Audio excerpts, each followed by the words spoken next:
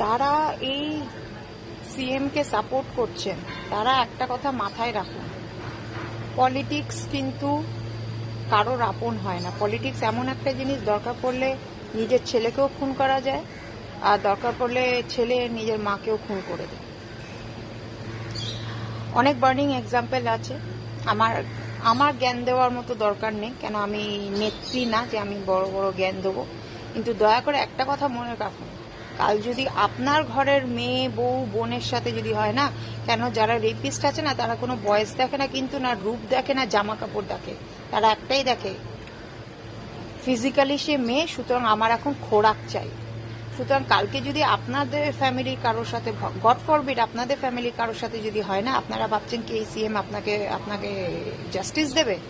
কখনোই দেবে না, কখনোই দেবে না।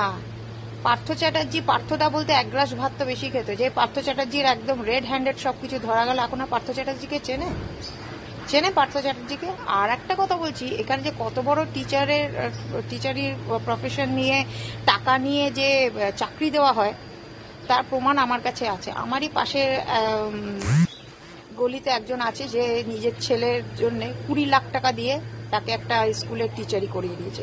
প্রমাণ চাই? বলুন কত প্রমাণ চাই, কোন সেক্টরে প্রমাণ চাই? সিআইডি থেকে নিয়ে সব প্রমাণই আছে।